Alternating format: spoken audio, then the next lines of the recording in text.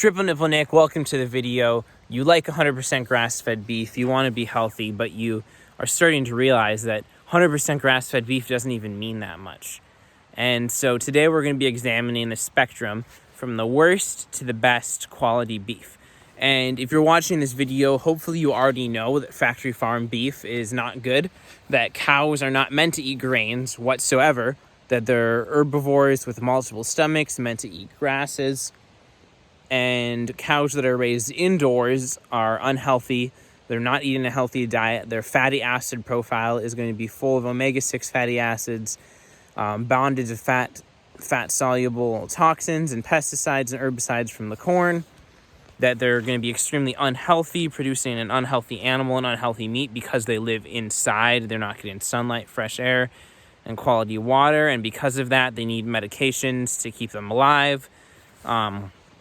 But when you get away from this and you get towards 100% grass-fed beef, you might not realize that 100% grass-fed beef could just be cows that live inside and are eating hay. Hay is technically grass, and a cow could be inside, not treated well. The animal is being abused. The animal is unhealthy. You're eating unhealthy meat. The hay could be inorganic. It could be sprayed with a bunch of chemicals that are getting into the meat. And while this is better than a cow eating corn, fundamentally the actual system just has a different input. And so instead of moving up, let's just jump right to the ideal, and then we'll cover what's in between. The ideal ecosystem that a cow should live in is a pasture, a prairie, where the cow lives with other cows and they mob graze. This is the natural instinct of a cow, is to heavily graze an area and then to move on to a new, completely fresh, untouched pasture. And when you do this, because pastures and prairies have evolved alongside these large herbivores, they respond well to this. They actually respond very well to that disturbance and all the poop that comes with it. And that's kind of why we mow our lawns. We're just mimicking what the cows do. The pasture will grow back very well if it's grazed extremely intensely by cows and then is given at least 30 days, depending on the time of year and the climate, to grow back, and then it can be grazed again. And this rotational grazing, every time the poop drops and it grows back, it's getting healthier and healthier. The soil is getting more nutrients, and as you do this, you can make sure to plant more species of plants, but overall just having this healthy ecosystem is going to bring in different insects, different wildlife, different birds.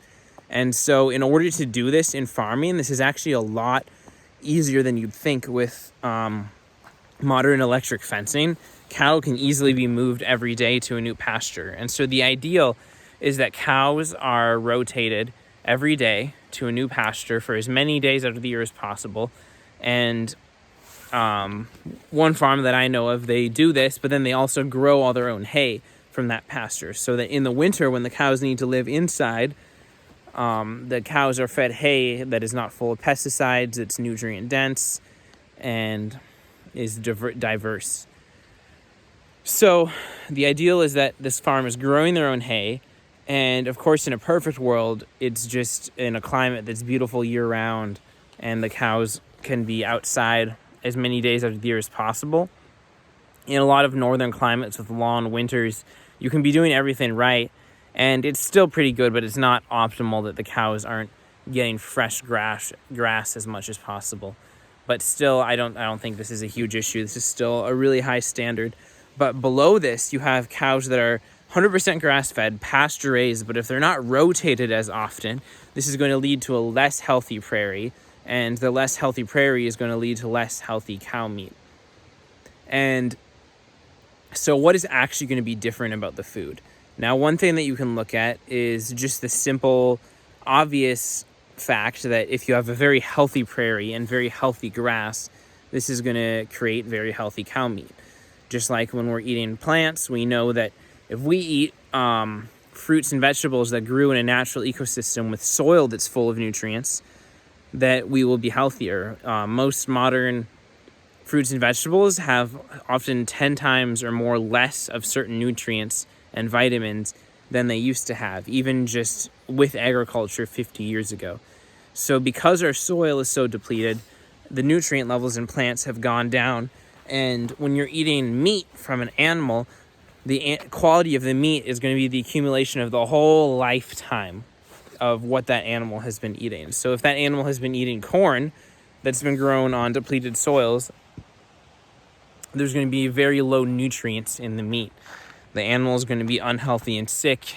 And if you're eating extremely nutrient-dense pasture grasses over the course of a lifetime, this cow is going to be super healthy, super full of nutrients. So that's one thing, just nutrient levels. And of course, minerals also. Vitamins are more complex. They're created sometimes by plants and sometimes inside the animal's body that we can eat. But minerals are not just created so simply. They're in the soil and then they're passed through and they maintain their form, although they can bond to other things and stuff like this.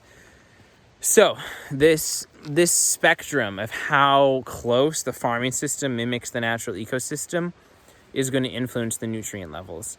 But beyond this, there's also chemical pollution.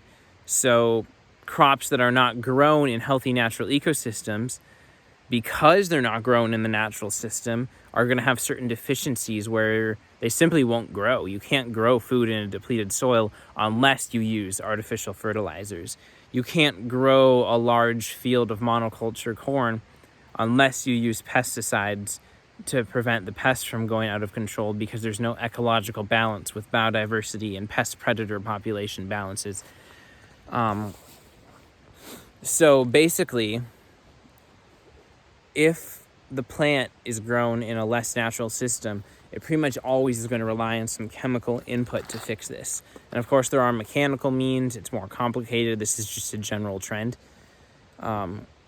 But overall, there's a lot of these pesticides, herbicides, and things that will bond to the fat within the cow and accumulate, so that when you're eating this meat from cows, even if they've been fed grass, if the pasture's been artificially fertilized, if whatever chemical has been used for the feed, yeah, point done. Anyways, so let's move on to how you can tell if you're going to a local farm, what to look for, because everyone wants to convince you that their beef is the healthiest. I've seen so many farms that do this kind of marketing, but it's really just greenwashing. There's nothing environmental about it. There's nothing healthy about it.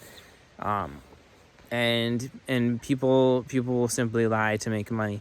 You have to really know what you're looking for in the farm. So the questions you should be asking the farmer are, how often is the cow rotated? And this is because in natural ecosystems, like I already explained, the cows are rotated.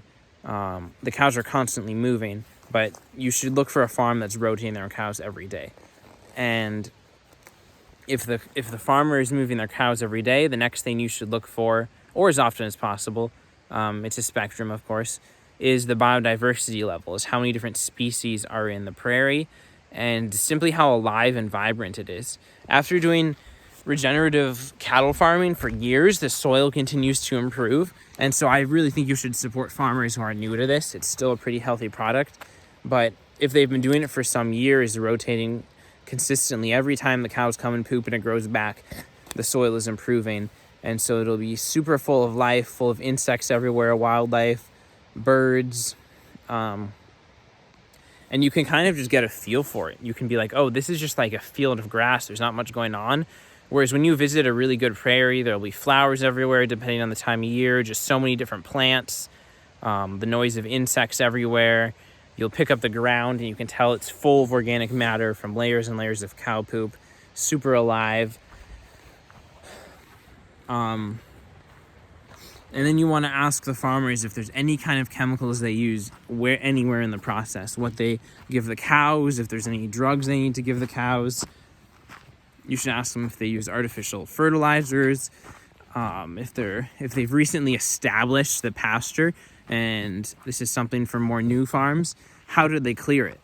Did they use herbicides? What did they do? And if it's been a couple of years, this generally won't be an issue. But also, if they're the type of people who are going to use herbicides, maybe they're doing other stuff, or maybe that really was the only option, depending on the context, to clear the field practically, and they're never going to do something like that again.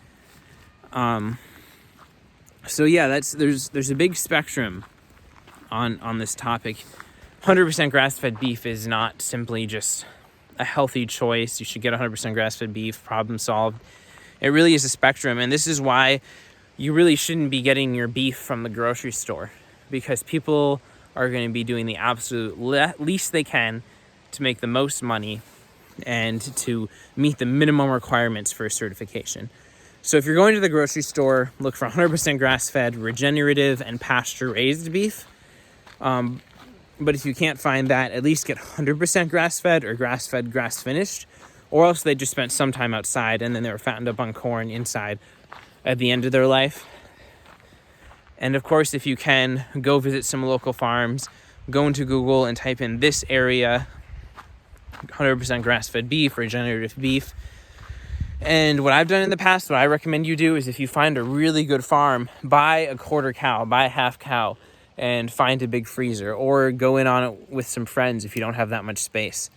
And this saves you a lot of trips to the store. You can just take it out of the freezer and you have an extremely high quality of beef that's better for you, better for the environment, and better for the cows. Triple Nipple Nick, if you like this video and you have any questions, post your comments below, like, and subscribe.